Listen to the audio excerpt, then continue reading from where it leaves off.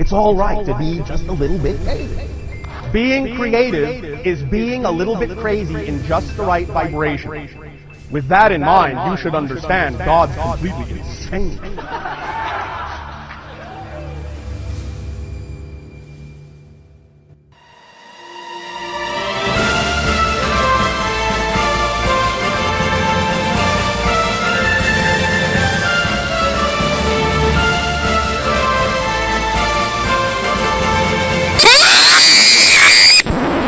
What we're talking about here.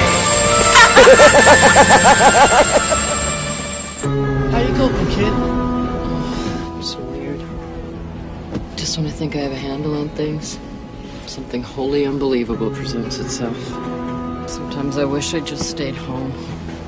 You sound like the man. What's he like? He likes to listen to people talk. Christ loved to sit around the fire and listen to me and the other guys. You know, whenever we are going on about unimportant shit, he always had a smile on his face. His only real beef with mankind is the shit that gets carried out in his name. Wars, bigotry, televangelism. The big one, though, is the factioning of all the religions. He said mankind got it all wrong by taking a good idea and building a belief structure on it. You're saying having beliefs is a bad thing? I just think it's better to have ideas. I mean, you can change an idea. Changing a belief is trickier. People die for it. People kill for it. People kill. So? Don't believe what's in the papers, don't believe what's on TV, don't believe what's on the internet, don't believe activists, don't believe special interest groups, don't believe corporations, don't believe scientists, don't believe priests, don't believe your friends, don't believe banks, don't believe me, and don't even believe your own senses. You're saying having beliefs is a bad thing? There's no way to know the truth about anything for sure, ever. So, instead of wasting time choosing and believing this or that, believe nothing, but understand as much as you can. Understandings are only approximations. They are ever-changing and evolving. New facts and new informations can sometimes turn your understandings over on their head. If you are wrong about something and you get corrected, you don't have to feel stupid or ignorant for believing something that was wrong. Instead, you can rejoice at your new knowledge and updated understandings. Understandings have no emotional attachment and therefore allow us to align ourselves with new realities as soon as they become evident, freeing us from the lag time and emotional upheaval involved in deconstructing a deeply held belief. To say that we understand something is likely true rather than saying we believe it places us into a new paradigm where the false dichotomy of true and not true is not recognized, because the real essence of what I'm promoting here is the removal of absolutist thinking, the end of black and white, of good and evil, of true and false. These ideas are useful sometimes for discussion, but ultimately lead to confusion because they don't have any real life substance. Not a single person or a single thing is all good or completely bad. It's all shades of grey. Well, my name is Max Egan. I'm a researcher, filmmaker, radio host. I live in Australia. I do a radio show across Kansas, Talk Radio. I've been awake for a very long time. I kind of wake up to the control system when I was about 4, realised that something was terribly wrong. Started researching when I was 8 and basically found a way through, lived on the outside of society as a musician for most of my life, but always participated in research on the side as just a matter of interest, kind of a hobby. And like so many others, when global events became too unbearable to bear anymore, I felt a need to start speaking out about it and bringing a message to people, hopefully to empower them to make positive change. That's mainly what I'm about. I mean, not so much fear-mongering, but seeing the problems as opportunities for change. Well, what we've got here is an oligarchical system where we have a small group of individuals controlling the planet by controlling all the resources on the planet, mainly through control of the money system. The money system is the head of the snake. We need to address that and everything below that point. It creates a tiered system down from the issuance of currency. So that's the big problem. We basically got a situation where most of the world exists in a state of debt slavery. Well, virtually all the world does. Everywhere the World Bank has got hold of anyway. And it's an economic model that by its very nature, which requires permanent growth, it will eventually destroy the planet, destroy all life on the planet. You know, basically we're harvesting resources and turning them into rubbish because we have to make everything to break in order to support the economic model. So we're turning the entire planet into a rubbish tip. And eventually it will cost all life on the planet. It will cost all human life anyway. And the planet will not sustain us if we continue to support this system. So that's the main basic problem that we've got. Very often people don't see the problem because they're caught up in a state of debt slavery to the point that they're running so fast on the treadmill that they don't have time to look around them. And they never really question money. Money is something that we take for granted. We don't really question where it comes from, how it's made. We hear all of these conspiracy theories about fractional reserve banking and all sorts of stuff. But it actually goes a lot deeper than that. You know, it's the private issuance of currency itself that is the root of the problem. And there are people waking up to the fact that we do have some serious issues to face, but even when they do wake up to it, they don't really know what to do about it because they don't have any unity in their community. We've lost common unity in our community, which is what the word's supposed to mean. And it's another thing that I focus on very much in the talks is common unity, the need to break down barriers in our community so you have a strong communal response to any type of action government puts forth. Because ultimately, if we have this respect for each other, then things must change because society must change with that respect. Well, we're kept in a state of debt slavery where we're always competing with each other and we don't act in a respectful manner to each other, and so the government just gets away with what it wants to do, you know. So ultimately it's got to come down to that. It's got to come down to changing our basic perception and starting to operate according to moral parameters rather than legal parameters. Questioning when laws are put in place which cause us to deviate from our moral compass, why we should do this. But again, if we don't have that united community, then we don't have people standing up for it. We're just a tall poppy that they like to cut down or a nail that's sticking up that they like to knock on the head. So it's got to come down to this common respect in the community. That's a big thing that we've lost as a result of the system, again, as a result of the economic model. Attention is the most valuable resource on the planet. It's very difficult to present information to people of this nature because they see it as hugely confrontational. You know, when you tell people that there's a small oligarch of people that are controlling this system of debt slavery and where it's all leading and how the economic model is basically designed to lead you away from yourself, it's hugely confrontational. You're basically telling people, look, everything that you thought was real and everything you've done with your life for the last 40 or 50 years has been completely meaningless because you're viewing the world from the wrong perspective. And people take this as a huge challenge to their reality. So you're really, really questioning people. So it's very difficult. You've got to find a way that will get their attention in a concise enough manner to want them to focus a little bit, but open doorways for them so they realise things for themselves, because the real truth must be realised. You'll never be able to tell anybody the truth. You have to provide a perspective for them which may help shift theirs so they can discover the truth for themselves. I think there's too many people screaming fear about all the problems we face rather than looking at the opportunities all these problems present to us and present for us, and at least suggesting a pathway to dialogue which may lead to a solution. You know, I mean, if you haven't got that, if you're not at least focused on what the solution may be, then really you're part of the problem. So, you know, it's finding that middle ground, and that's what I've tried to do with the shows and the films that I've put out. There's been a sequential series of events that have brought us to this point, and we need to find the steps to get us back to this point. I mean, if we just pulled the system down now and went back to a state of anarchy, self-governance, it would be chaos. It'd be what they present anarchy as being, which it would be chaos. I mean, anarchy is actually self-governance. It's not chaos at all. But you need to have people of strong moral fibre, people of integrity, people who have the respect for themselves that will cause them to respect others. I really believe a lack of respect for others is because you have a lack of respect for yourself, mainly because you don't know yourself, because this society has never let you discover yourself. So, you know, it's a fine line. It's a really fine line. But again, it's got to come back to that. It's got to come back to unity. That's how we're going to get through the problem. But it's being aware that there is a problem, and being aware that all problems provide opportunity for solution. You know, that's the key. But if we don't have dialogue, if we're not prepared to discuss it with each other, and at least look at other people's ideas of what the solution may be, we're never going to find one.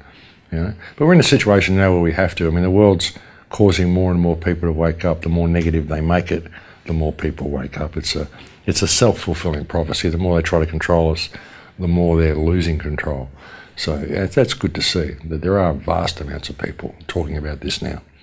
You know, vast amounts of people are still very asleep, but there's vast amounts of people that are aware we have a situation. They're just not quite aware of what it is. They just know things are not well, things are not right. And I've had an amazingly positive response to all of my talks all around the world because they're solution-based. I think that's the main thing. People see there is a way out. I don't think human consciousness will ever be controlled. I think no matter how much they try to control us, all they will do is succeed, is waking more people up. But it's what they wake up into. Whether they wake up into a state of anger and violence, or whether it's anger and positive action. And I'm incredibly angry with what I do. But I do very calm, eloquent radio shows. I channel that anger into positive action, which I feel may empower others. And again, leaning towards opening doorways for them to self-discovery and to discover the truth for themselves. It's really important that we focus that. I think leading by example is the most important thing we can do. And I've seen an amazing, a lot of people around the planet. Everywhere I've gone, I've seen pockets of resistance. I spoke at Boom Festival in August and to an audience of about 1,000. A lot of people had never heard the information that I was bringing to them before. And at the conference, I was actually very critical of Israel during the talk because of what the recent incursion into Gaza. I have a lot of friends in Gaza. And there were a lot of Israelis in the audience who, after my talk, came up and they thanked me for my firmness towards their home country and thanked me for my kindness towards them as people. We too often attack the other people. We go, the problem is what Israel is doing to Palestine, so the problem is the Israeli people. When really we need these people to wake up to the fact that their government is controlled as everybody else, because ultimately the only people who will change the Israeli government is the Israeli people. There's no good attacking these people. We've got to realise that all of these governments are basically puppet organisations. If their populace supports them, it's usually because they've been programmed to do so, because they haven't been given the full story on anything. So it's have this respect, and we can fix things. But I've seen an amazingly positive response, and more everywhere I go. I'm actually going home from here to do a talk to a business seminar, a group of entrepreneurs. There's a guy who does self-help entrepreneurial classes, 4-day seminars, and then he prepares them for something from left field and brings me in to discuss the whole global conspiracy, if you want to call it that, the whole global oligarchy that controls things, which is absolutely mind-blowing information for these people. They've never heard it before. But very often they're very appreciative of the information as well. I've had very few negative responses from the people, and these are people that have never heard of me. So this is even a man running business, entrepreneurial, self-help seminars that is now inviting people like me to bring the information to them. So that's bridging that gap between that world, and just the fact that that world is even interested shows that there is a huge wave of consciousness sweeping across the planet. I think it's only a matter of time before we shift things, 10 or 20 years ago, we were looking at the shadowy government, the shadowy spy novel version of reality that exists in the shadow. Now we're seeing that it's real, and we're seeing that these people aren't really as powerful as we thought they are. But they are pretty powerful. They control a lot of interest. They have an unlimited money supply, which is part of the problem. And people can't really get that concept in their minds, an unlimited supply of money. For every dollar you spend on trying to wake people up, they can beat you 1,000,000,000 to 1, and they can do it every minute of every day. So people are waking up to the fact that this is there, but they're seeing that there's a way out. So, it's all good. I think it's all good. We're going to get through this, The first step, obviously, is changing your perspective of who and what you are into a point where you've got the respect for yourself enough that you can respect other people on an equal standing. And once we've got this respect in our community, then we need to address the money system. Perhaps even addressing the money system before then, if we can find the right way to do it. We have to regain the issuance of currency. The private issuance of currency is what creates a state of artificial scarcity, keeps people running on the treadmill so fast that they don't have time to even respect each other or think about things. But ultimately it's got to come to respect and control of the money system. We do those two things and we've got big change coming.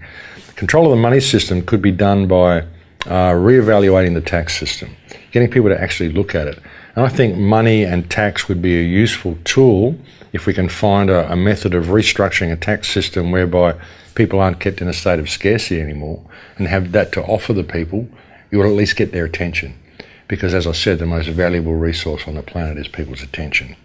It really is. If you can get people's attention to the fact that there's a problem, well, they might listen.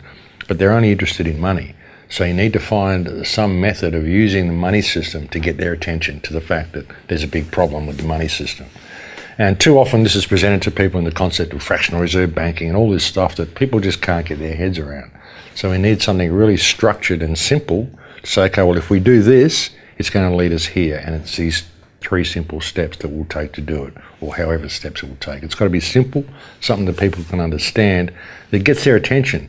Even if you don't end up changing the money system, well, at least you've got their attention to the fact that there's something wrong with it. So it's finding that which will get us the attention that we need to get the right message to the people. But again, it's got to be a message which is not too confrontational, because you're challenging people's reality with this information. There's been steps. We've got to find those steps to reverse the sequence, and that's what I'm working on. It seems to be getting more and more positive the more people I talk to about it.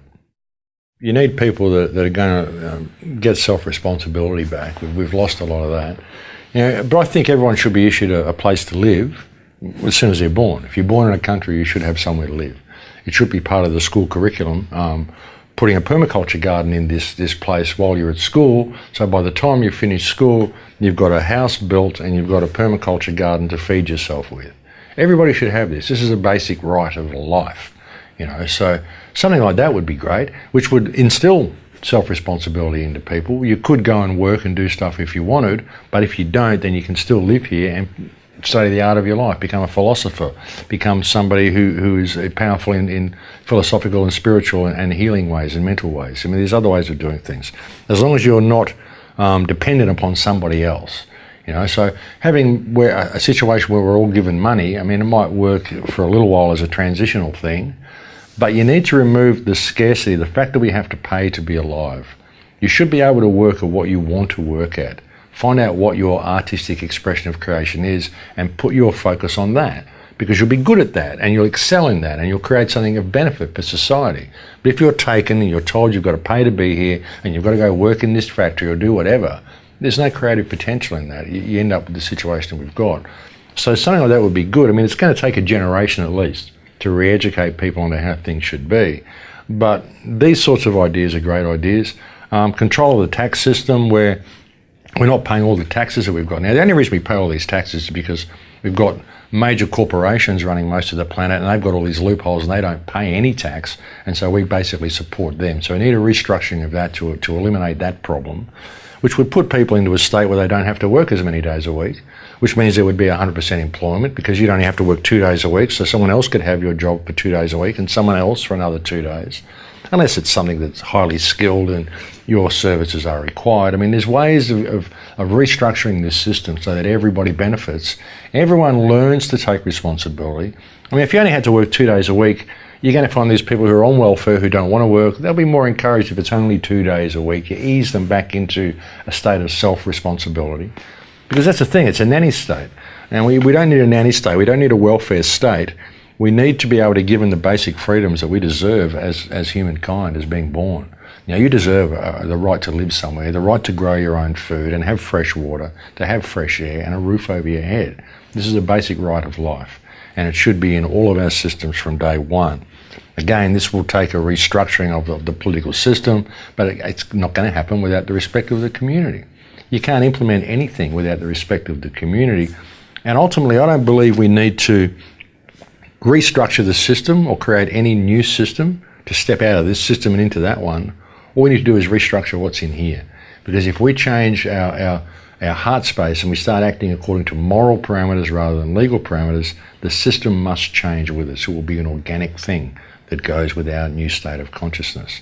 We just have to remember who and what we are. That's the big problem. That's the loss of us, the loss of ourself. And then when we do discover ourself, it's just this little self. We don't realise that there's only one self. We're all part of the self. And we've got to have this respect for each other. That's where the change will come. I really believe it will. If we did that, we could change the world in a day. But, if everyone just started going, oh my God, let's do what's right in all that we do, rather than just what's right for me, the world would change. I think we're heading there. That's where we're going. And I think there's no stopping us. The more they bring it on, I just say bring it on, because you're just waking more and more people up. So when presented with an idea, the question is not, is this idea true? It's, how much information do we have to support this idea right now? The more information we have, the more confident we can be that this idea is true. Thinking like this, truth then becomes a never quite attainable quite imaginary abstraction. It's like infinity. You can keep counting and you'll keep getting further ahead, but you'll never reach infinity. The best thing that we can do is continuously approximate the truth with ever-growing certainty, but realizing that certainty in and of itself is also an unobtainable abstraction. That doesn't mean that we can't get close. There are many things that we can be nearly certain of, but we can't be afraid of questioning everything from our most superficial to our most basic assumptions if we want to keep making progress. We must also keep in mind that valid questioning can never come from belief, but only from reasoned evidence resulting in an updated understanding. I just think it's better to have ideas. I mean, you can change an idea. I'm gonna make that my motto or mantra or something.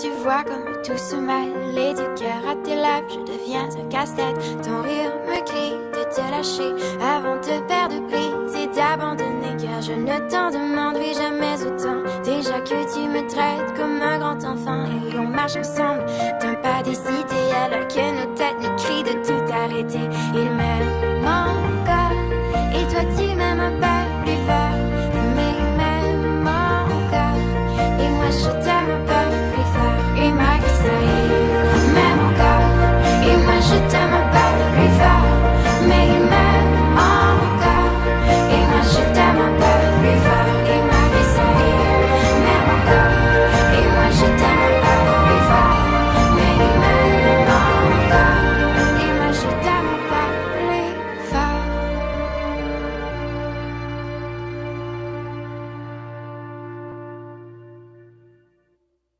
We know things are bad, worse than bad.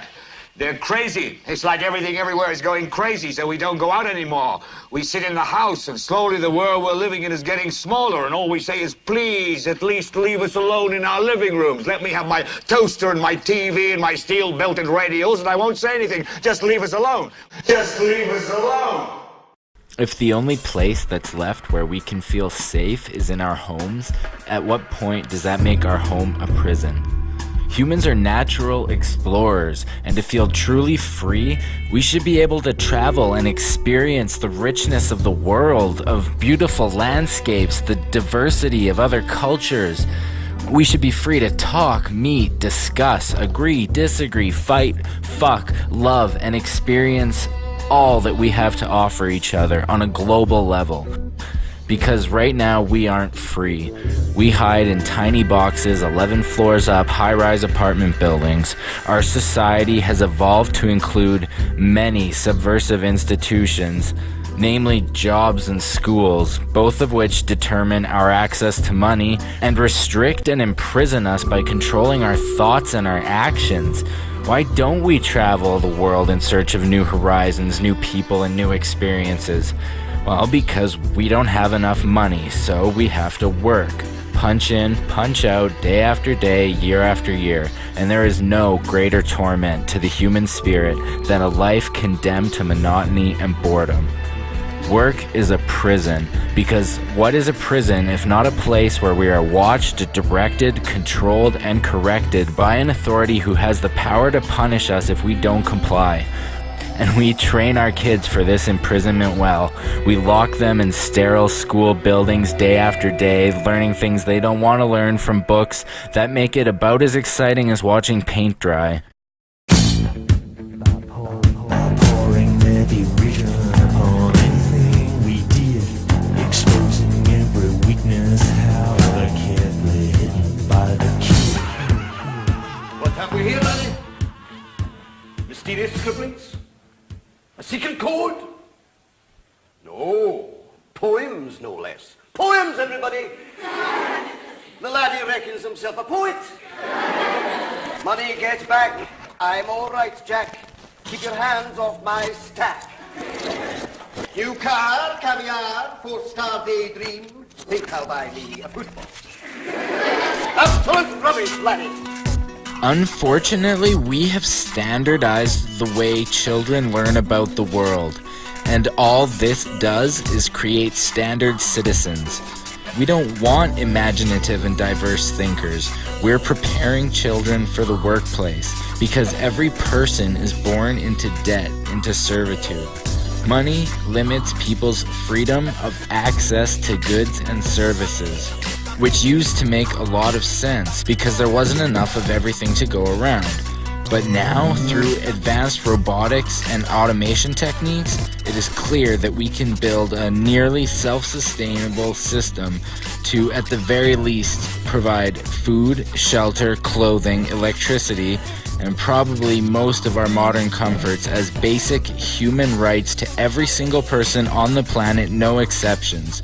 And we can start to do this right now. But we have to change our ways of thinking. We have to talk with each other. We have to build bridges, find solutions, and put aside smaller differences. Come together as a species. However, sadly, as it currently stands, the freedom we have over what we do with our lives is limited by our purchasing power, and our freedom to make informed decisions has also been completely massacred in an environment where the media saturates our thoughts daily with nonsense about Al-Qaeda and swine flu. When I asked about Osama bin Laden's latest audio tape, one of them answered with a question of her own. Who is Osama bin Laden? Who? He's just a character created by America. What we've done is put a name and face on exactly what we're supposed to be scared of.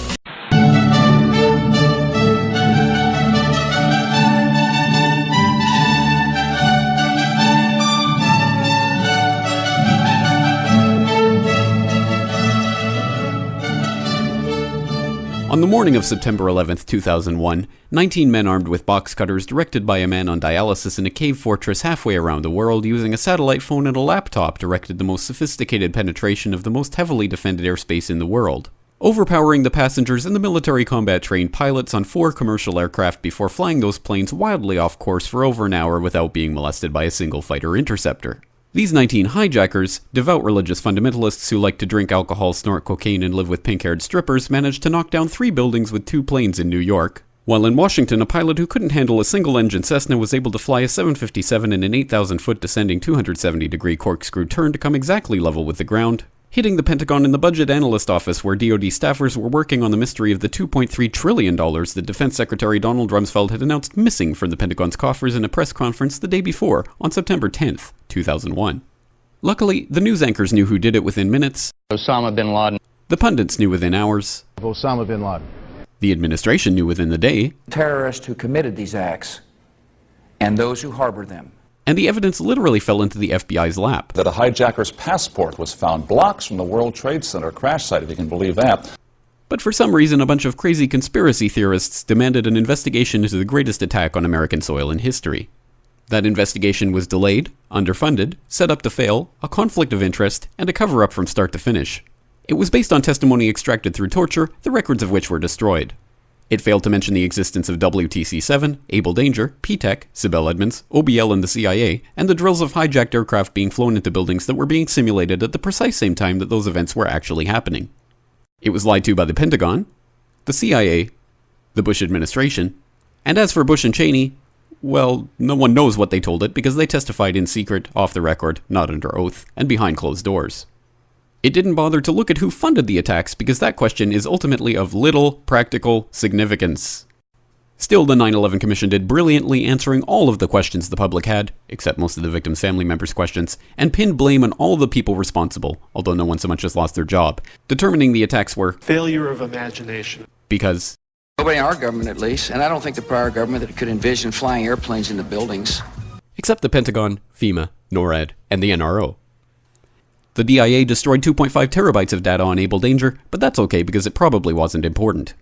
The SEC destroyed their records on the investigation into the insider trading before the attacks, but that's okay because destroying the records of the largest investigation in SEC history is just part of routine record keeping. NIST has classified the data that they used for their model of WTC-7's collapse, but that's okay because knowing how they made their model of the collapse would jeopardize public safety. The FBI has argued that all material related to their investigation of 9/11 should be kept secret from the public, but that's okay because the FBI probably has nothing to hide. This man never existed, Nor is anything he had to say worthy of your attention, and if you say otherwise, you are a paranoid conspiracy theorist and deserve to be shunned by all of humanity. Likewise him, and her. And her, and her, and him. Osama bin Laden lived in a cave fortress in the hills of Afghanistan, but somehow got away. Then he was hiding out in Tora Bora, but somehow got away. Then he lived in Abbottabad for years, taunting the most comprehensive intelligence dragnet employing the most sophisticated technology in the history of the world for a decade, releasing video after video with complete impunity and getting younger and younger as he did so, before finally being found in a daring SEAL team raid which wasn't recorded on video, in which he didn't resist or use his wife as a human shield, and in which these crack special forces operatives panicked and killed this unarmed man, supposedly the best source of intelligence about those dastardly terrorists on the entire planet. Then they dumped his body in the ocean before telling anyone about it. Then a couple dozen of that team's members died in a helicopter crash in Afghanistan. This is the story of 9/11, brought to you by the media which told you the hard truths about... His head could be seen to move violently forward. And... They took the babies out of the incubators. And... Mobile production facilities. And... The rescue of Jessica Lynch. If you have any questions about this story, you are a batshit, paranoid, tinfoil, dog-abusing baby hater and will be reviled by everyone. If you love your country and or freedom, happiness, rainbows, rock and roll, puppy dogs, apple pie, and your grandma, you will never ever express doubts about any part of this story to anyone. Ever. This has been a public service announcement by the Friends of the FBI, CIA, NSA, DIA, SEC, MSM, White House, NIST, and the 9/11 Commission. Because ignorance is strength. We do this all the time, creating fear with almost every media outlet, and people who are afraid cannot think clearly. The fear machine is disgustingly large and all-pervasive. It can be as in your face as a trip to the airport, or as deep inside yourself as the fear that you might be too ugly and you need to go buy clothes or makeup. Maybe you're scared because your cruel theistic god might just send you to hell if you don't obey him, and you also might not have the money to cover the car payment this month. Or maybe you live in one of many countries around the world currently being terrorized by war. Maybe you're just scared sometimes and you don't know why. Please, at least leave us alone in our living room. Let me have my toaster and my TV and my steel-belted radios, and I won't say anything. Just leave us alone. Well, I'm not going to leave you alone. I want you to get mad. I don't want you to protest. I don't want you to riot. I don't want you to write to your congressman because I wouldn't know what to tell you to write. I don't know what to do about the depression and the inflation and the Russians and the crime in the street. All I know is that first, you've got to get mad. You've got to say, I'm a human being. God damn it. My life has value!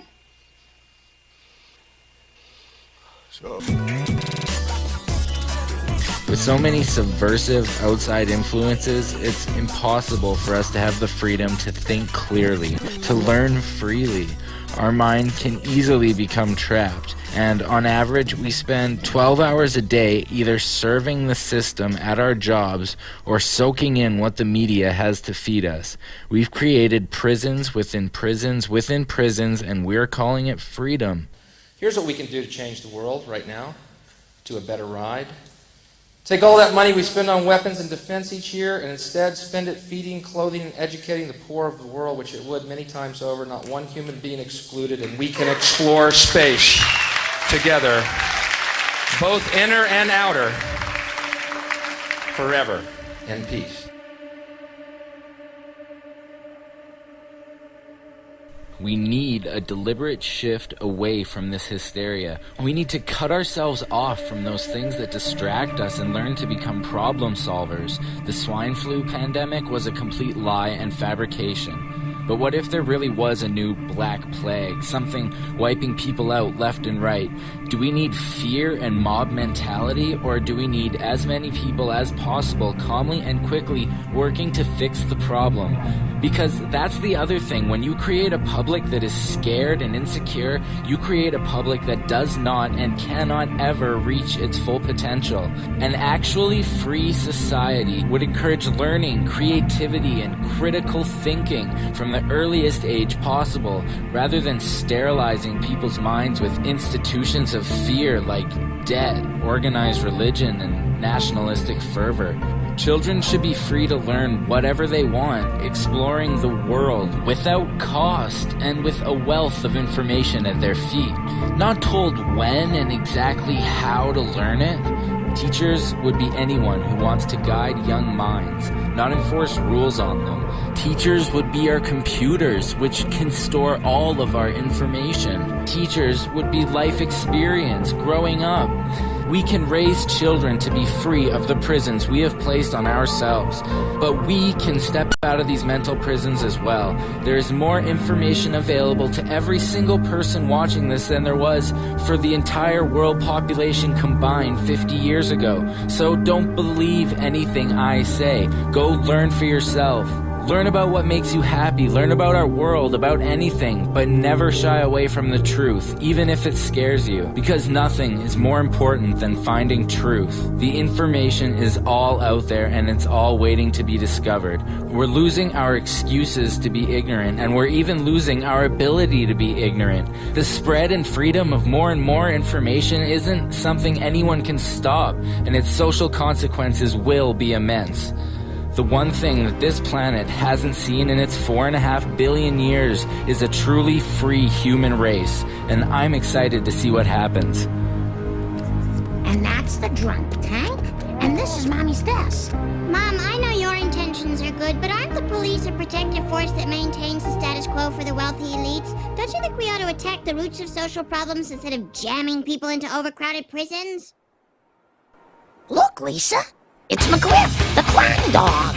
Oh, Lisa, help me fight crime. Ruff, ruff. The percentage of Americans in the prison system has doubled since 1985. They're trying to build a prison. And they're trying to build a prison. They're trying to build a prison for you and me.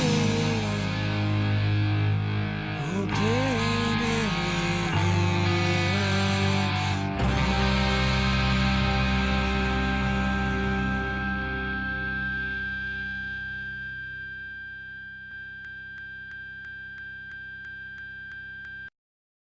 Truth is, I don't know what I want.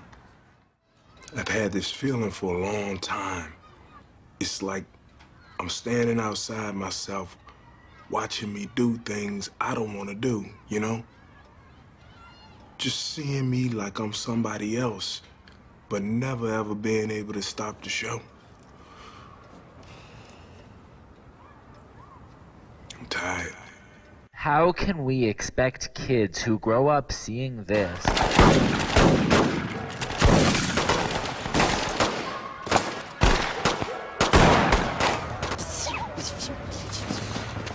Yo, my turn to be Omar. No. To turn out anything like these kids? The way we were raised and the conditions in which we grow up determine how we think and who we are. These conditions determine our place in society. How do you get from here to the rest of the world? I wish I knew. Let me ask, and I want everybody to write this down. Where do you see yourself in 10 years? I want to be a pediatric neurosurgeon like that one nigga. How many wrote down dead? Shit, you saw that coming, huh? Shame y'all have so little time and you're wasting it here with us. You know where you're going, and we can't teach you anything you don't know about that, right? That's what we've been saying. The rich get richer and the poor get poorer. Our money game has become so sick and distorted that when these people, the people who lose out the most, lash back out at society, instead of helping them, we lock them up. I don't have to tell you things are bad. Everybody knows things are bad. It's a depression. Everybody's out of work or scared of losing their job. The dollar buys a nickel's worth. Banks are going bust. Shopkeepers keep a gun under the counter.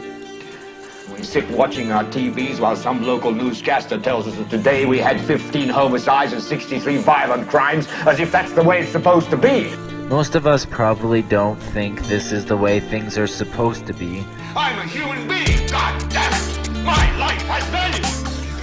Why do people kill or rape? These are questions we don't have all the answers to, but if we want to stop crime, it would make sense to find out more about the conditions that cause the crime and work to alleviate and possibly eliminate those conditions. Because a criminal is a human being, just like you, just like me, just with a different set of circumstances. A murderer is a mentally sick person, and they should be helped, not locked together with each other in an environment that nurtures their psychoses. By allowing this, we are manufacturing the stereotypical sociopathic criminals we see depicted on about 800 police shows. We've turned crime reduction into a game, a chase, cops and robbers and adrenaline rushes. It's not about stopping crime, it's about fighting criminals. We say no instead of asking why.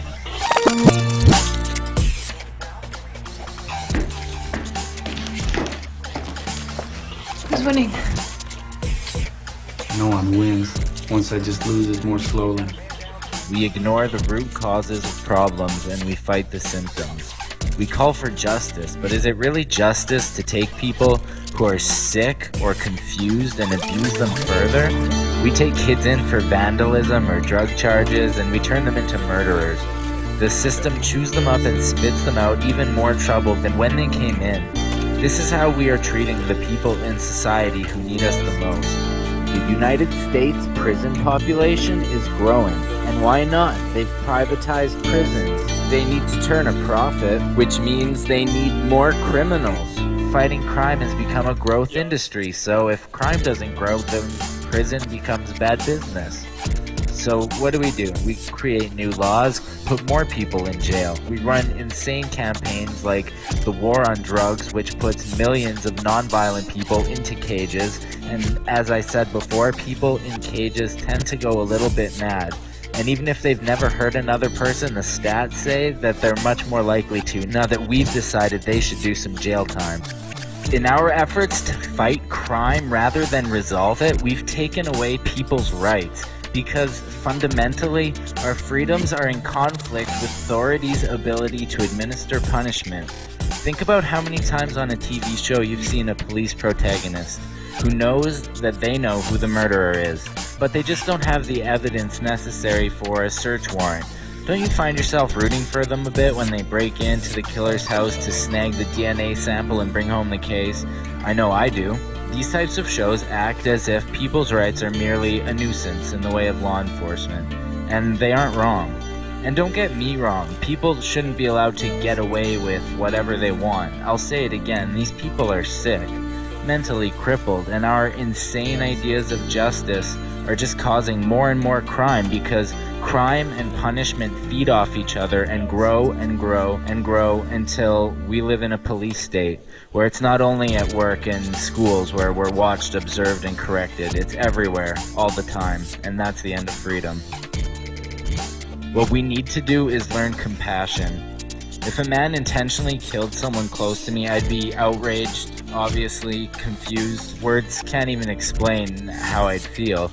And maybe I'm giving myself too much credit, but I don't think I'd forget how sick that man is. And I don't think I'd want anything for him other than help. He'll forever have to live with the life he took. My main worry is that he gets well enough not to do it again to someone else. I'm not concerned that he pays for what he did. Punishment has not shown to be an effective crime deterrent. By understanding and addressing root causes, by actually fixing problems, we might be able to make real social progress, really eliminate crime. I'll say it again, we need to learn compassion.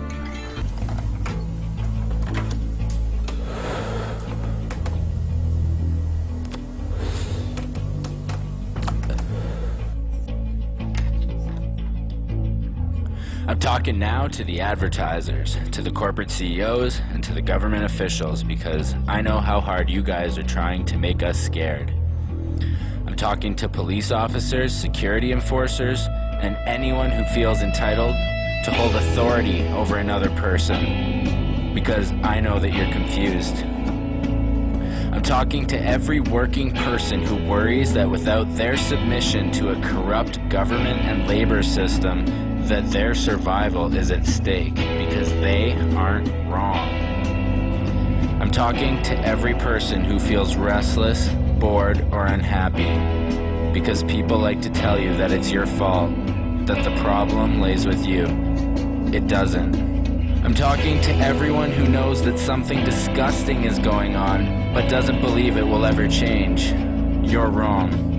I'm talking to everyone who, very justifiably, fears for the future of our planet. Every day we are told how it and we might be destroyed, either through environmental disaster or the dropping of nuclear weapons and chemical warfare. They don't talk about solutions and they don't offer hope. I hope that I can.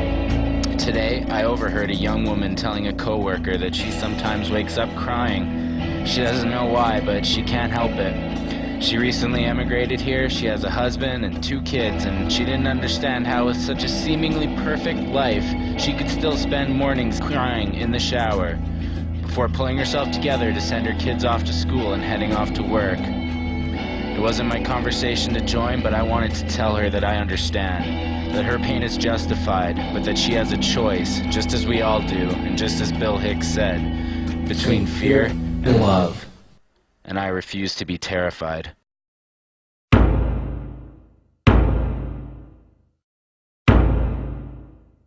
So, understand what's in the news. Understand who writes the news and why they write the news and who they write it for.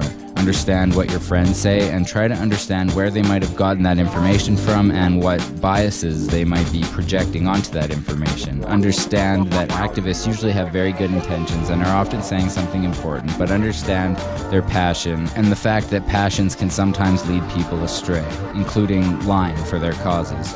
Same thing for priests and politicians. I'm going to make him an offer he can't refuse.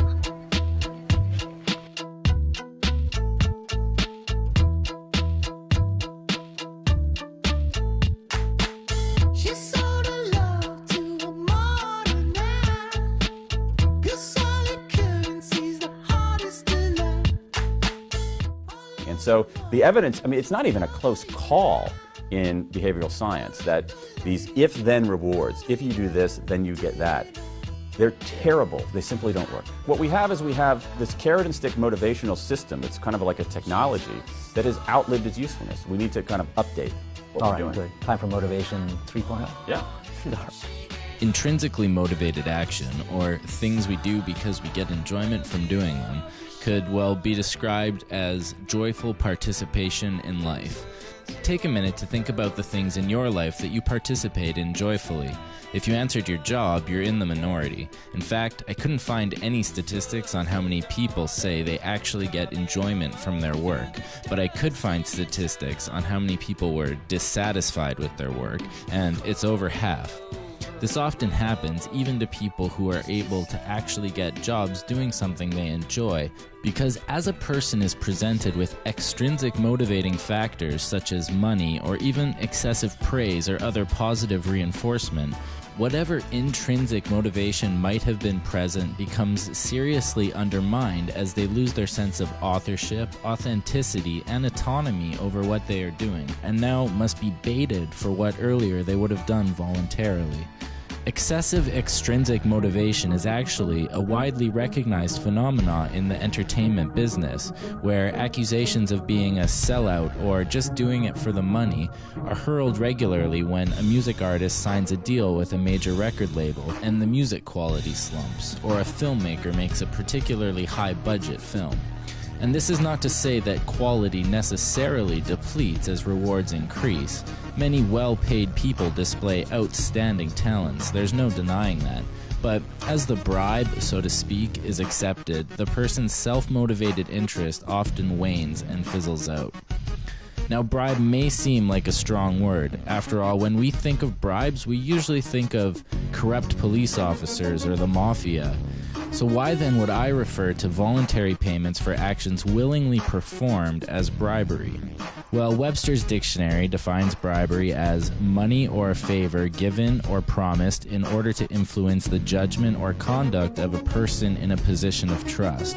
And since, to quote Elfie Kohn, one of the most thoroughly researched findings in social psychology is that the more you reward someone for doing something, the less interest that person will tend to have in whatever he or she was rewarded to do.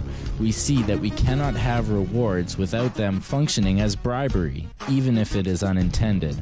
A reward is, by design, an attempted manipulation of another person's behavior. When we are talking about money, the reward we give for most forms of social participation, we must recognize that being deprived of this reward is life-threatening, and so the bribe for participating in our society is done virtually at gunpoint, functioning under the assumption that people are so apathetic or so useless that they must be threatened with mass deprivation, i.e. being broke, before they will ever contribute to society. And it is only in functioning under this assumption that people have been conditioned to sometimes actually act that way. When bribed into action, one cannot joyfully participate in that action, nor can they gain any real happiness from the bribe itself. Money does not buy happiness, and affection given on a conditional basis will only serve to cheapen itself. So the rewards we are given don't even make us happy. Okay, yes, everyone would be happier if they had enough money to live comfortably. Nobody's arguing that. But once we get past that level, higher rewards do not equal happier people. In fact, the more possessions one has been shown to often negatively affect their stress levels. Which makes sense because holding a mindset of constantly chasing extrinsic rewards is one of always being one step behind, always unfulfilled every step you take up that ladder. But so what if we aren't joyful or fulfilled? Maybe people don't like it as much and maybe they don't want to do it as much, but aren't people just plain more productive in a society when they are chasing rewards?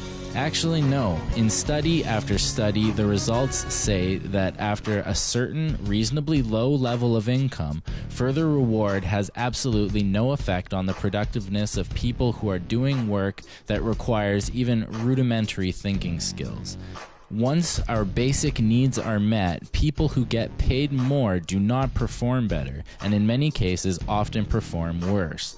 The only thing money is good at motivating is mindless, repetitive drone work that could just as easily be done by trained monkeys, or, more realistically, robotics technology. It is an absolute insult to the progress of humanity and the history of human achievement that we allow our brothers and sisters to continue to be subjected to the needless imposition of this kind of mindless, menial labor when we have the technology to move beyond it. Of course, that is not to say that there is no work to be done, but working towards a society that actually takes care of its inhabitants is something that I think we could all joyfully participate in. When I ask people all over our planet in my work to think of something they did recently that enriched somebody's life, and everybody can usually think of it, although it takes a while because we every day do so many things that do that. It's so part of us that we don't think of it. You know, we give verbal greetings that are designed to connect in a pleasant way with people. We cook meals for people. We do it, touch them in ways that nourish. So very often it takes a while before people can answer this question, but then they get something in mind that they've done for somebody in the last 24 hours. Now I say, focus your attention on how you think that enriched their life in terms of their needs. What needs of theirs were met? How do you think that left them feeling? And when people start to imagine that, you can see a beam come out in their face and their eyes. And I say, how do you feel right now when you realize that you did something that had that impact on people? And people say, oh, I feel good, I feel happy, I feel delighted. Then I ask them this question: do any of you know anything that's more fulfilling than to do that? To use the power we have in a way that contributes to people's well-being. And I've asked that question all over the planet, and nobody has ever said to me, yeah, if you get a Lexus, that's better, or if you get these kind of culturally induced rewards, that's better. No, people say the most fulfilling thing is to contribute to people's well-being. Well, that's play then. That's the most enjoyable play that we human beings engage in, to contribute to people's well-being. Now, sometimes that play can involve hard work, because I may work very hard to do something that contributes to people's well-being. Sometimes I travel a long way across the world to offer something to people that's enriched my life. But it's play when my full focus of attention is on why I'm doing it. I'm not doing it for money. I'm not doing it to get a positive report card. I'm doing it because something that has increased joy in my life it's joyful to share it with others. It's a fun game. It's the most fun game I've ever found, contributing to people's well-being. I'm really confident it's the most fulfilling game we human beings will ever find. Social contributions must be freely and willingly given if we as a civilization are to reach our peak potential. By working to secure the integrity of society for all people, not just those with so-called monetary wealth, we create an environment which will truly nurture the inquisitive, productive, and giving qualities present in all people. We must stop competing for rewards that leave us unfulfilled and release a new culture of self-motivated, collaborative advancement. The drive to move society to the next level is present within the population. Let's not stifle and insult that drive by assuming its actions are conditionally based on some superfluous reward. Human beings want to help. Let's let them. Understand that you can find supporting evidence for almost any position you want if you look for it, and our greatest tool for weighing the value and accuracy of any evidence, of approximating certainty with understandings, is science. But understand that scientists are human and they are not infallible and they are often wrong, especially when financial interests pressure researchers to find the results that they want, and research is severely limited in any field from which a profit cannot be made, or a field that may infringe on someone else's profit. Understand that our senses and memories can play tricks on us and others, and our minds tend to mold our perceptions of experiences to previously held notions without us even realizing it. Maybe you disagree, maybe you have different understandings. That's good, that's fine, just don't believe any of them. But some wonder that without belief, can these changing understandings be good enough to direct us in our behavior? If I don't believe that killing someone is wrong, they wonder, why don't I just go out and have a blast slaughtering as many people as I can? Well, it's because I value human life, and this is a value I've cultivated based on the understanding that I am a human life, and I understand and see and feel the beauty of other human lives. I see myself in them, and to do them harm is to harm myself, is to harm everyone. No need to believe anything to see that. At least that's how I understand it. I also understand that the less harm there is going around, the better off we'll all be. So yeah, I think understandings can actually offer a much more concrete direction for our species, because as with any new frontier, you must draw the map as you discover the landscape. Only a fool believes that he knows what is past the next mountain before he's crossed it. Another thing that I have come to understand is, if it's true that we're all from the center of a star, every atom in each of us from the center of a star, then we're all the same thing. Even a Coke machine or a cigarette butt in the street in Buffalo is made out of atoms that came from a star. They've all been recycled thousands of times, as have you and I. And therefore, it's only me out there. So what is there to be afraid of? What is there that needs solace-seeking? Nothing. There's nothing to be afraid of because it's all us. The trouble is we have been separated by being born and given a name and an identity and being individuated. We've been separated from the oneness, and that's what religion exploits, that people have this yearning to be part of the overall one again. So they exploit that. They call it God. They say he has rules. And I think it's cruel. I think you can do it absent religion. Shouldn't we consider in every nation major changes in the traditional ways of doing things, a fundamental restructuring of economic, political, social, and religious institutions? We've reached a point where there can be no more special interests or special cases. Fundamental changes in society are sometimes labeled impractical or contrary to human nature, as if nuclear war were practical, or as if there were only one human nature. But fundamental changes can clearly be made. We're surrounded by them. The old appeals to racial, sexual, and religious chauvinism and to rabid nationalist fervor are beginning not to work. A new consciousness is developing which sees the Earth as a single organism and recognizes that an organism at war with itself is doomed. We are one planet.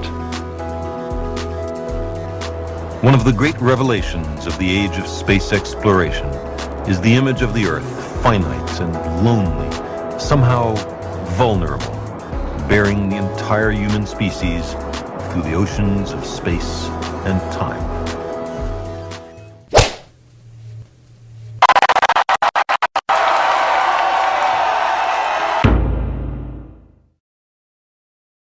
And it goes like this. Culture always builds on the past, but the past will always try to control the future. Our future is becoming less free. And to build free societies, we need to limit the control of the past. These are words spoken straight to my heart. I mean, this manifesto doesn't just apply to copyrights and music. It's all encompassing. And I think it's a wonderfully concise explanation of some of the symptoms of our current cultural zeitgeist. I don't think creativity is something someone has. I think it is something someone does. Something someone does. And nobody can create something from nothing. Nirvana's heavily influential. First punk band I got into was Green Day. I'm only 20 years old, so I was never into anything like real old school until I learned about where the music came from, and then got into Minor Threat. Every thought we have comes from the outside world. Creativity is your unique expression of those ideas. The manifesto said culture always builds on the past. Now I'm gonna try to show how these things apply to a lot more than just entertainment. Here in California's Silicon Valley, this new robot is learning to do housework. Now Berger and Weirobeck are about to give away 10 copies of their robot to researchers. We're providing them as a development platform to the people that we think are going to take the best use of them and make the results of what they're doing open source to share with the rest of the community. Because we really want to see what happens when you have a large community of people building on top of each other's work with a shared platform. And there's going to be one key message I'd like to share with you. That's very explosive growth. The price performance, the capacity, the bandwidth of information technology doubles every year. That's multiplying by 1,000 in 10 years, 1 billion in 30 years, by 1,000 in 10 years, 1 billion in 30 years. Why such exponential growth? We use the latest generation of technology to evolve the next generation. And that's the same way. I mean, with samples, I just sample things all day long. And then I see what works. And, doing science, when we were looking up new ideas, you just read journals, take notes. That's just, collecting the data to look into a million different things to make something new. The first thing you do is research it and see if there's patents for it. And a lot of times, very broad ideas are patented. And I think if it were a bit more open to the point where the whole point of medicine and science, where let's just do the best we can, let's just build on all the ideas and see what we can make happen. I think the progress of medicine would move, incredibly fast. Most people get their beliefs and their ideals instilled in them from their childhood. This is an absolute fact. I mean, if I grew up in India, I'd probably be Hindu. If I grew up in Ireland, I'd probably be Catholic. If I grew up in Detroit, I'd probably be a Red Wings fan. But I didn't. I grew up in San Jose. And sure enough, I love the Sharks. But it doesn't end at sports or religion. It goes on with everything, and I mean everything. By the time people reach their adulthood, they pretty much have it implanted in their head what the opposition looks like to every argument they have. The Patriot Act is an act to deter and punish terrorist acts in the United States and around the world, to enhance law enforcement investigatory tools, and for other purposes. Other purposes? What the fuck is that all about? Other purposes. You shouldn't even allow that kind of loose language in a fucking gym membership contract. You will remember CTV News was first to report a movie studio on Eastern Avenue will be used as a holding center. Movie studio will be used as a holding center for any protesters arrested during the summit. And there will also be many more eyes on the downtown core during the G20 summit. Toronto police have hired a local camera company to install extra high resolution cameras. They won't tell us how many, or their exact location, but it's safe to say they will be near the Metro Convention Center. The emergent nature of reality is that all systems, whether it is knowledge, society, technology, philosophy, or any other creation, will, when uninhibited, undergo fluid, perpetual change. What we consider commonplace today, such as modern communication and transportation, would have been unimaginable in ancient times. Likewise, the future will contain technologies, realizations, and social structures that we cannot even fathom in the present. And it is this awareness that aligns us and leads us on a continuous path to growth and progress. Static, empirical knowledge does not exist. Rather, it is the insight of the emergence of all systems we must recognize. This means we must be open to new information at all times, even if it threatens our current belief system and hence identities. Sadly, society today has failed to recognize this, and the established institutions continue to paralyze growth by preserving outdated social structures. Simultaneously, the population suffers from a fear of change, for their conditioning assumes a static identity, and challenging one's belief system usually results in insult and apprehension. And this tendency to blindly hold on to a belief system, sheltering it from new, possibly transforming information, is nothing less than a form of intellectual materialism. The monetary system perpetuates this materialism not only by its self-preserving structures, but also through the countless number of people who have been conditioned into blindly and thoughtlessly upholding these structures, therefore becoming self-appointed guardians of the status quo. Sheep, which no longer need a sheepdog to control them, for they control each other by ostracizing those who step out of the norm. It's a very big, important tip for life, and that is to be yourself. Where's the doorway that leads to the end of suffering? Born and original, don't die a copy. Where is the doorway to freedom? I know you've heard this before, but I really want you to think this through. You can't find it.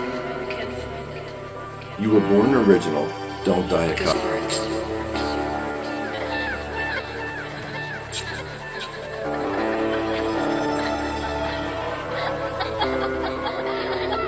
Once you understand that,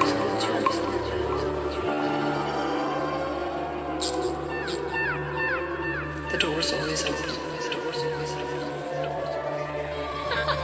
Over my years, I've spent an exorbitant amount of time being blocked, stuck, creative, stuck in my emotions, stuck in just every sense of the word, and not really able to let that creativity flow in such a way that I can communicate effectively, I can have fun, I can do enjoyable things with my life. Everything you could ever want, just right here where you stand. All we need to do is awaken to it. That's what the quote says. And let's talk about that. You were born original. You know, there's currently, as we're making this video, there are approximately something like 7 billion people on the face of the earth. Think about how many people that really is. I mean, it's hard to fathom. And also, how many billions of people have already come and gone. And out of all those people, you're the only one like you. You're the only one who will ever be like you, who will ever completely look like you, act like you, talk like you, and think like you. I know people say that all the time, like, oh, be yourself, everything will turn out fine. And people think that saying be yourself sounds so cliche, but it's not, it's true. Just being yourself is the best thing you can do in the world. And in the world, you're always going to meet someone who's going to want to change you, but you got to stick to your own mind and your own self. What I really want to help do is hold up that mirror and show you how awesome some of the ideas that you have are, and just how awesome they really can be. Get unstuck, unclog your mind. Limits of what we think is possible. Into the impossible.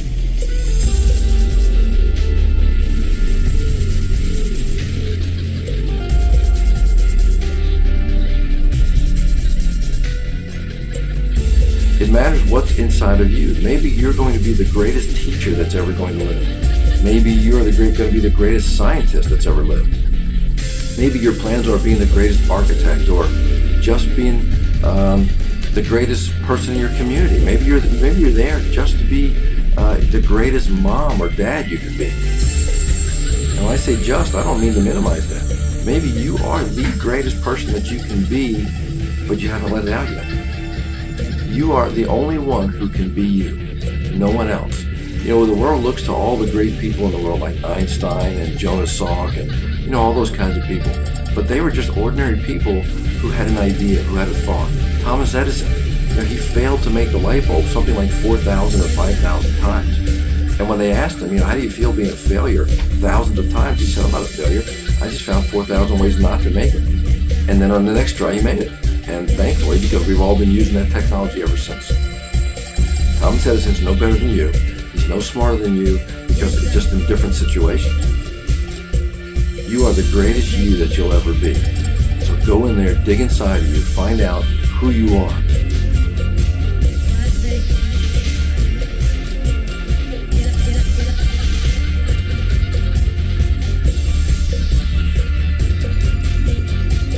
I used to try to be one of those preppy, popular girls. That's not what I am. I used to be one of those very happy, giggly girls. I'm not one of those. And I just would never be able to fit in until I found my true self. And that's when most good things started happening, when I started being myself. In the long run, all that really matters is how you lived your life. Get unstuck, unclog your mind. Like after you have like a really intense experience, it feels like you take off the blindfolds or something like that, you know, like the glasses, the sunglasses. They just taint everything and make it all look different and a little hard and difficult. And I really don't mean this in a corny, cheesy way. Like, I'm saying this from a point of actual, like, experience with this. It's not words, you know. I used to hate it when people would just tell me words to try to make me feel better, because it actually ended up doing the opposite, and I felt like, you know, why can't I get it together? What the fuck is wrong with me? You know, why do I feel this way? But the thing is that I realized that nothing was really wrong with me, so to speak. It was just the way that I was choosing to see things. Yeah, everybody wants to be a superstar, I don't. I just want to get the music out I wrote. I think people need a little real for once. I'm not talking about baby mamas and blunts. Listen to my words, cause they will run deep. Somewhat entertaining won't put you to sleep. My quest for the truth will never end, you see. Can't stop, won't stop, yo, and that's just me. Impervious to bull, so please don't start none. My words are like bullets, so I don't need a gun. Penetrating, devastating will blow your mind. Just a little metaphor, cause I'm divine.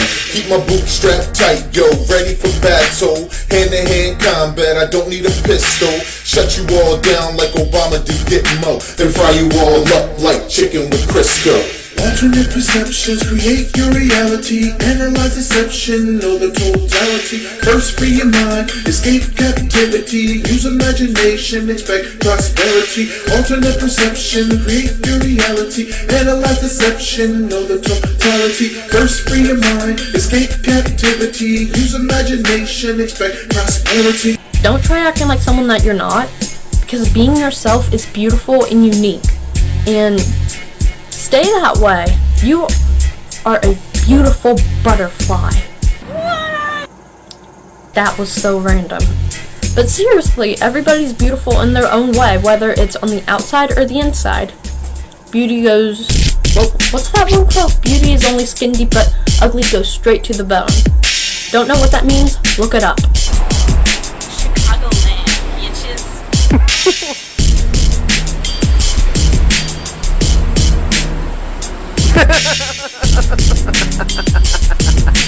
Get unstuck, unclog your mind. To hate me and love me is one and the same. Whoever made this distinction is the one you should blame.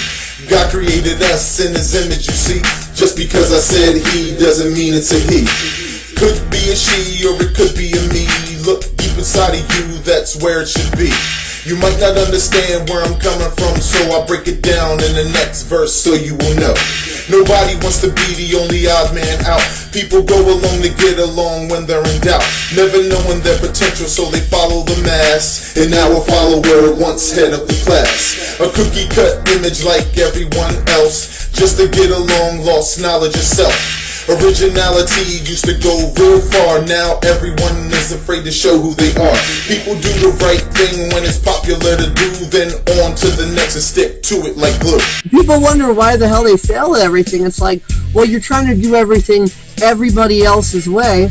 If you think that being miserable to fit in with others is going to make you happy, think again. That's not going to make you truly happy. Only you can make you truly happy. No one else can.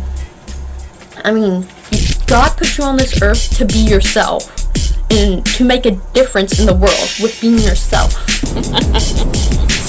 Get unstuck, unclog your mind. And because we live in the totalitarian fascist Fourth fucking Reich, basically nobody else's way is gonna work because, you know, school is just like, obey, don't ask questions, and don't eat Pop-Tarts or we're throwing you in jail. I'm like, for once, I wasn't scared to say, like, what I thought in school, like, my own personal feelings towards something. So, you know, I mean, it's just like we're so locked down. Get unstuck, unclog your mind. If you're not even okay with saying what your interests are in school, how are you going to be okay with saying who you are? Like, truly being, like, sincere and saying the truth. And a lot of us follow the trends, and some of us don't, and some of us just try to set different trends. Most people don't really know me that well because I don't like opening up, because I always feel like I'm going to be judged. But I mean, I would rather be hated for who I am than loved for someone that I'm not. Sure, they're gonna say crap, they're gonna go and they're gonna go do stuff, and they're gonna be mean to me and they're gonna put me down, but hey, haters are gonna hate. What am I supposed to do about it? Nothing. Basically, all I can say is that if a hater, like, not even haters, I call them my fans. My haters are my fans. And usually when someone comes up to me and says, I don't like you, do I know what I tell them? I tell them, really? Get a number and go wait in line.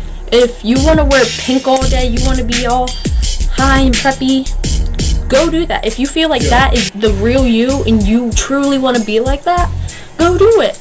If someone says, oh, you can't have colored hair, you can't have like black eyeliner, which I'm not wearing any right now, but I usually do, and they say, oh, you can't do this, you can't do that, you know what you do? You just put your head high and your middle finger higher. Sorry, I'm tripping. You know, a lot of people say that, oh, well, people are just lazy and they don't want to take responsibility. Well, it's not so much that they don't want to take responsibility, it's that we're trained by society to be terrified of everything. You know, it's like we're terrified to take responsibility, to not take responsibility. We're terrified to live. We're terrified to die. We're terrified to love. We're terrified to hate. We're terrified to stay home. We're terrified to go outside. We're terrified to do anything and everything. And that's why George W. Bush has the war on terror. War on terror. He started that up. Because you're aligning with the idea of terror, so then your reality is like, oh my god, terror, be fucking afraid of everything. And that makes you fucking useless. I mean, you're sitting there terrified of everything, you're cowering in a corner, even being afraid of the fact that you're in the fucking corner cowering. So, I mean, it's like, it just totally paralyzes you.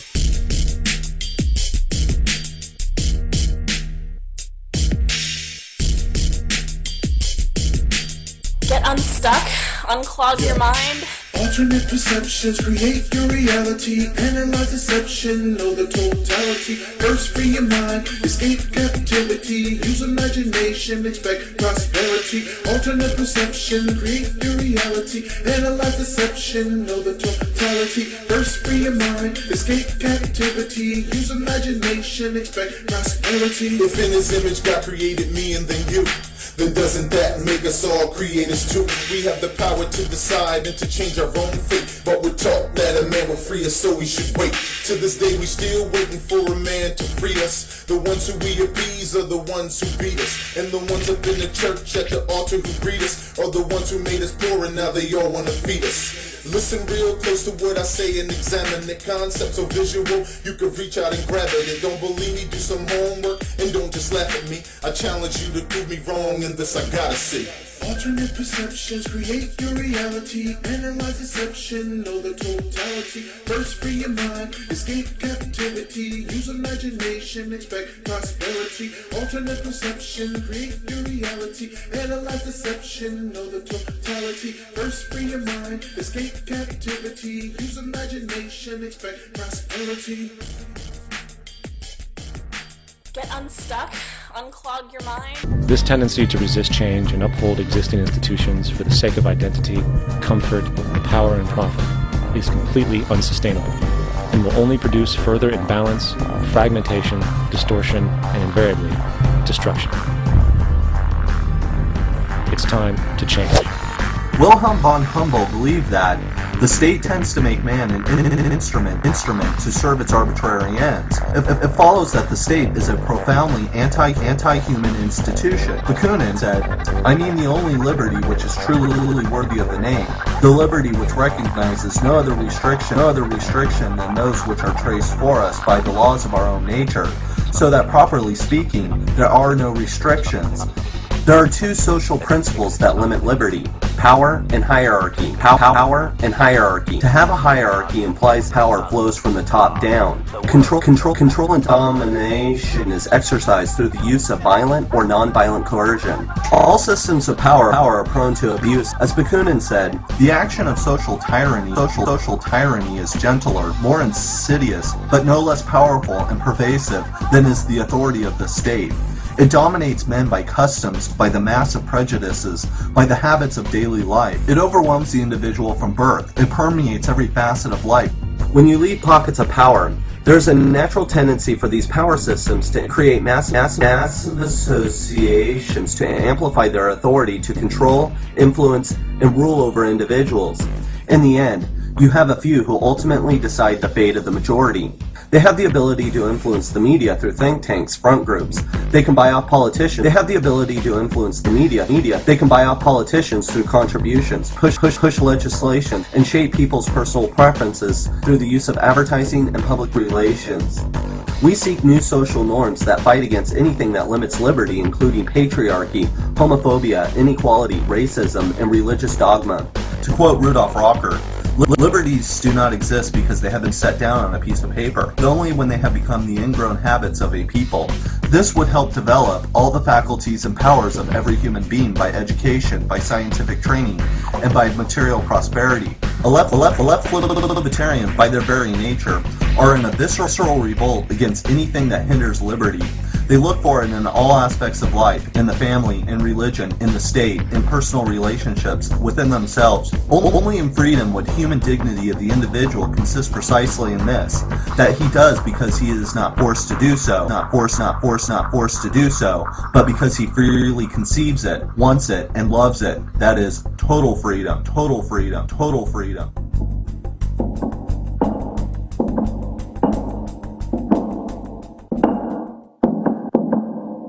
So embrace the future, the past, remixed, and respect the pace of change and the race. Don't get left behind while respected old structures crumble. I expect to find new adventures. Lost and confused? Maybe. But infused with the emergent, I am able to be certain that everything not only needs to change, but that everything feeds on change. So even if I wanted, I couldn't stop it. Not that I thought that. I never bought that notion from my teachers and preachers that we've somehow arrived at a truth that is static. But today, out from the attic and armed with the arsenal of our history, I call for solutions. Some might say it's evolution, but what we are experiencing is a revolution. President, Senator from Vermont is recognized. Mr. President, there is a war going on in this country, and I'm not referring to the war in Iraq or the war in Afghanistan. I'm talking about a war being waged by some of the wealthiest and most powerful people in this country against the working families of the United States of America, against the disappearing and shrinking middle class of our country. The reality is that many of the nation's billionaires are on the warpath. They want more. Their greed has no end, and apparently there is very little concern for our country or for the people of this country if it gets in the way of the accumulation of more and more wealth and more power. The reason the globalists are having an Agenda 21 temper tantrum is because as far as their plans for world domination go, even they are forced to admit the truth. That is no longer possible. The only people who don't want to disclose the truth are people with something to hide. The only people who don't want to disclose the truth are people with something to hide. The only people who don't want to disclose the truth are people with something to hide.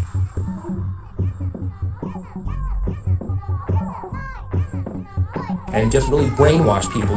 Either you are with us, or you are with the terrorists. And just really brainwash people. The only people who don't want to disclose the truth are people with something to hide. The only people who don't want to disclose the truth are people with something to hide. The only people who don't want to disclose the truth are people with something to hide. Either you are with us, or you are with the terrorists.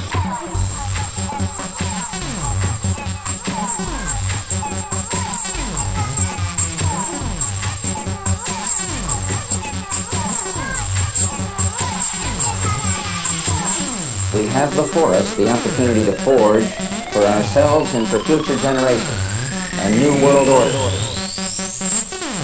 In this period, when really a new world order can be created, is the great opportunity. Not surprisingly, the one-sided, but peaceful victory of America over Soviet Russia gave birth to the brief but widely shared illusion that the 21st century would hence be the American century, with the United States acting as the world's benevolent hegemon. 20 years later, a truly comprehensive American global domination is no longer possible. It's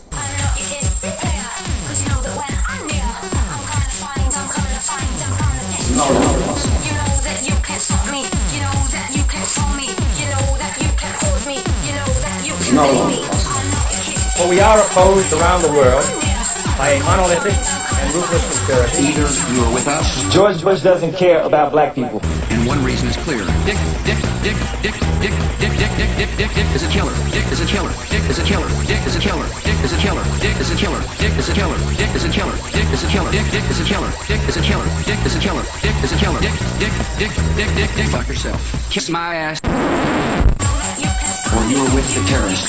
That relies primarily on covert means for expanding its sphere of influence. It's no longer possible. Know that you can play me. That is so for several reasons.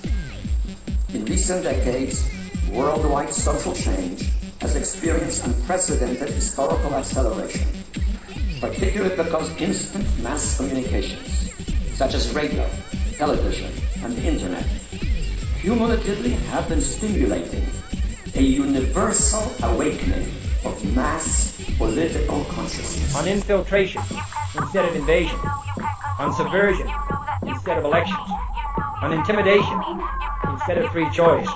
On guerrillas by night instead of armies by day. The only people who don't want to disclose the truth are people with something to hide.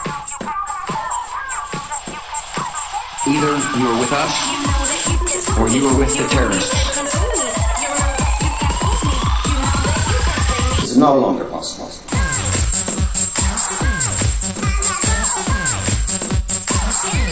It's no longer possible.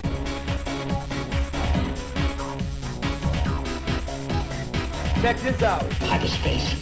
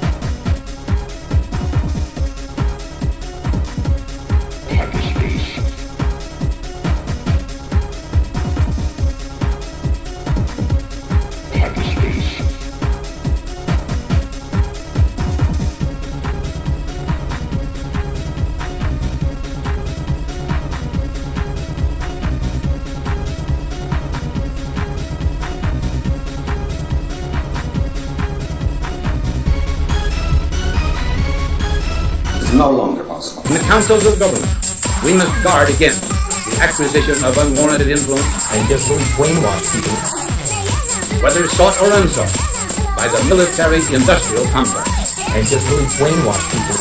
We have before us the opportunity to forge for ourselves and for future generations a new world order. And just really brainwash in this period when really a new world order can be created in the name of humanity. It's no longer possible.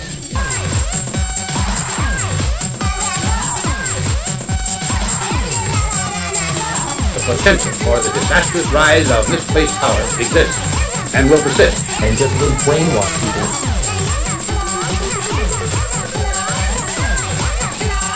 And just really brainwash people.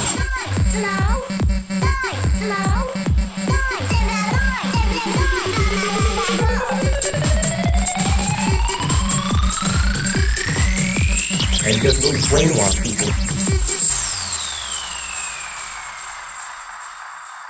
It's no longer possible.